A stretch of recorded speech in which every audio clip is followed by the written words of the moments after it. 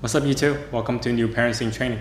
So today we got this Doxie Q2 portable scanner. We're still looking for a scanner that can help us scan a bunch of documents before we shred them. So yeah, this will come in handy. We heard a lot of good stuff about the Doxie brand, and this one has no computer required. Scan anywhere at your desk or on the go. Automatic document feeder, insert a stack to create multi-page PDF.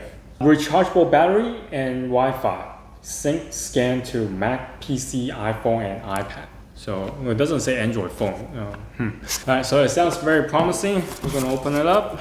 Let's see what we have here. Get started with Doxie Q2. There's an instruction how to use it. This is the reference guide, scanning reference guide.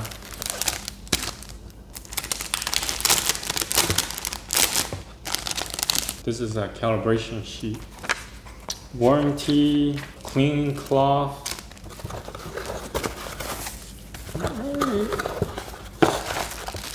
We have charger, USB cable.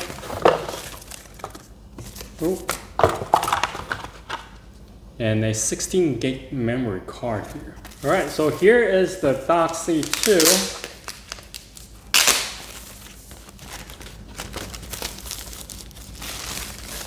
This is a little bit bulky and heavier than the previous Epson scanner I've tried. So here it is. Anyway, let me go set this up. Alright, so this particular scanner is very business traveler friendly. As you can see, there are plenty of adapters for the power supply here. So they are relatively small, so you can pack everything inside a bag and without taking too much space. Alright, so first thing first, you need to set this up.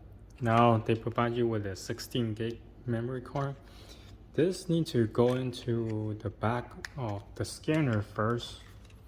When you see the SD card, just put it in there. I would just leave it in there.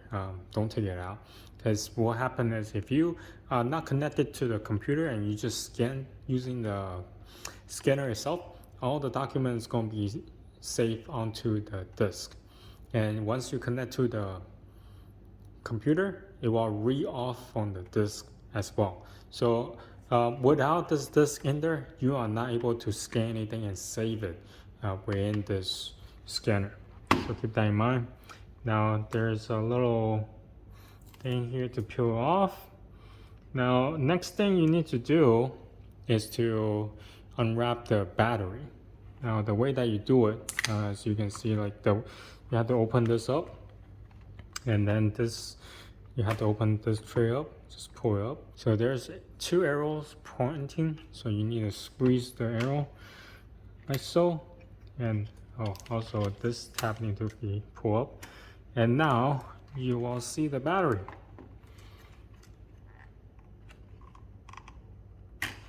Now you pry the battery out.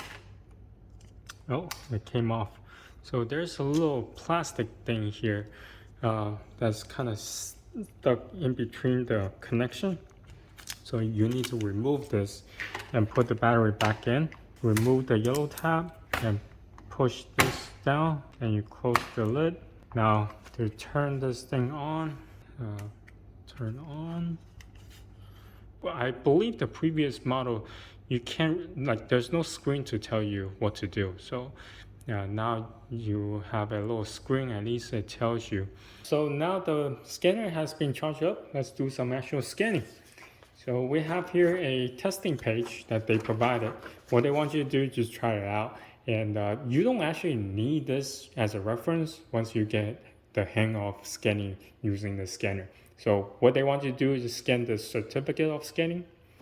If you want to scan this page, on the back it tells you if you're reading this right side up, then you are doing this correctly. So what you want to do is just like this, and the page that you want to scan has to be upside down, and then put it in this way. So from what I gather, if you put this thing, flip it and whatnot, you can still adjust inside the software, but just make sure that the page you want to scan is facing down. And then adjust the tab here so the page is within the two little sticking point out here, so it's encompassed.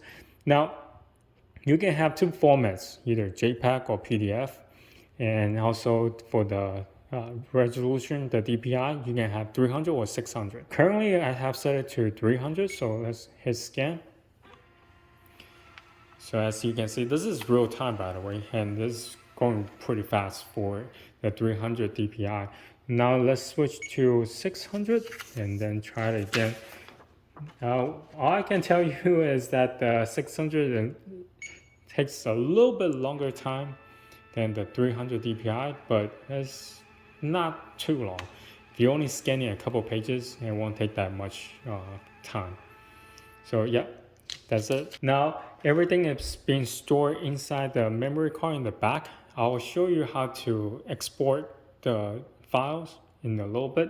All right, so let's try something that's a little bit hard in terms of the material. So this one is the quick start guide that come with the scanner. Now, as you can see, this thing is quite rigid and it's kind of hard. So what you want to do is just pull it down and also close the tab here. Now for this, you have to kind of push it down a little bit, otherwise it won't catch to scan it. Now I'm going to set it to 300, just go a little bit faster.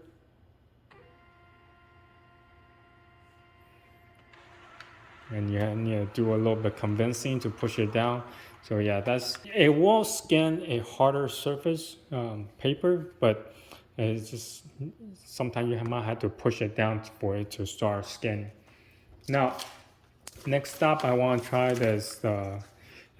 So this scanner can do stack of papers. Now, it's recommended to do no more than 5 pages.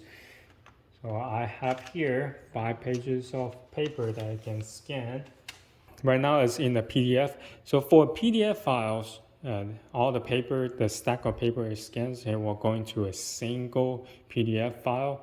But in the JPEG form, it's going to be 5 different ones. So same deal, PDF, 300 DPI, and then a scan. So it will scan the last page first, and then move to the front. As you can see, it's scanning one by one right now.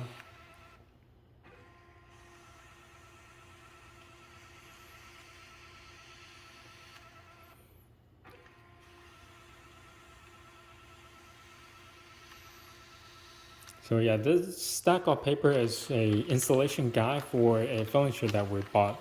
Well, technically a office table that we got. Now it's finished. It's pretty quick. That was in real time as well. So this scanner can do front scanning, but also back scanning as well. So for the back, as you can see, it's right around here. You can do a postcard or a photograph.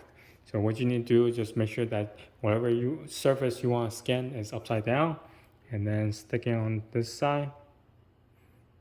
It will start feeding and scanning the card itself. So you don't have to press any buttons or anything like that. Alright, so now that you have done scanning, how do you export the files, right? So there are 3 ways of how you can export the file into whatever device you want to be in. Now, one way is because this thing has a memory card in the back, you can always take the memory card and put it into a computer where you can read the memory card.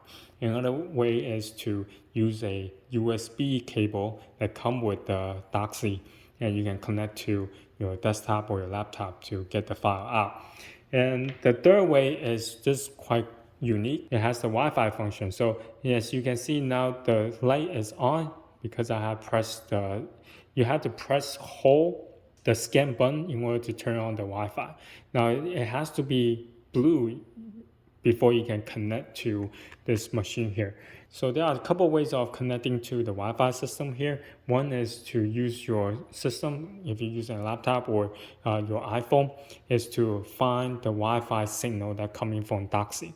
Another way is to connect your Doxie to your local network, and then whatever Wi-Fi signal that your machines are connected to, you can just import stuff from the Doxie directly. They are not that hard to set up. The software itself actually tells you how to, so it's not that complicated. I'm not going to show you the in-depth, but I just want to let you know those are the two ways for you to import the files. Now, right now, they only offer PC and Mac and also iPhone product. So if you're using Android phone or tablet, you are out of luck. The way that you import the files, you just have to download the app for Doxie, and for your laptop, technically you don't need the app for your desktop or laptop if you just pull the file from the memory card or using USB. But if you're using the Wi-Fi signal, then yeah, you definitely need to have connected to the Wi-Fi system or the in order to import. So just want to give you, you see here Doxie, and that's the import button where you can pull all the files from the memory card here. The only difference between the apps on your phone and on the desktop or laptop is that the one on the desktop and laptop has more function. So this one, you can only do a limited adjustment on the photo or the file that you pull. But on the desktop software, you can do a little bit more, but not a whole lot. So mainly if you just want limited editing, then I will go with the software on your laptop. But if you need more, then you probably need something that's more professional editing software. So anyway, let me just show you. Right now I'm connected to the Wi-Fi signal that's directly coming from the scanner. So I just hit import. And now it's importing. Okay, now it's finished.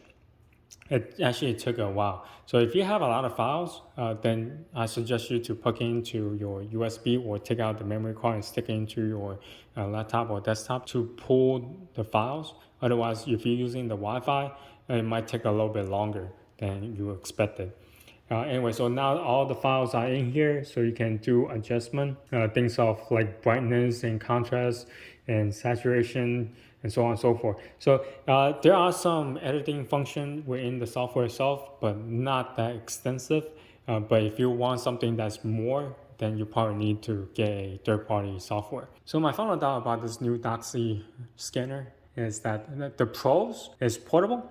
It provides you many different adapters for the power supply. So that means it's very suitable for the international business travelers.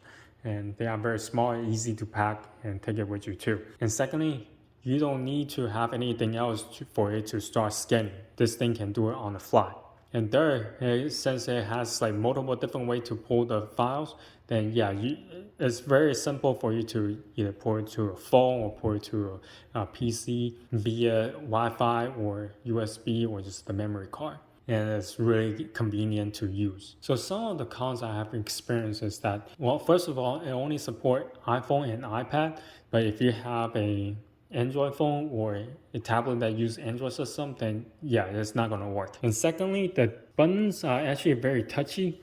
Now, a lot of times what happens is if I don't click on the button correctly, it will end up being, I try to hit the scan button. So like this. So it keeps saying like error message. But what I was trying to do is hit the format and change the format. So what I end up learning is that you have to press a little bit upper in order to get the right button selected. But if you hit a little bit lower, you end up hitting the scan button. Now, and the battery life on this thing is not that great. The battery lasts for about 30 minutes or so on and off scanning. So if you have a lot of stuff going on, need to be scanning, it's best to have the power supply handy. All right, so anyway, that's my unboxing and review of this Doxie Q2 scanner. So if you have any questions, comment down below. Until next time, bye.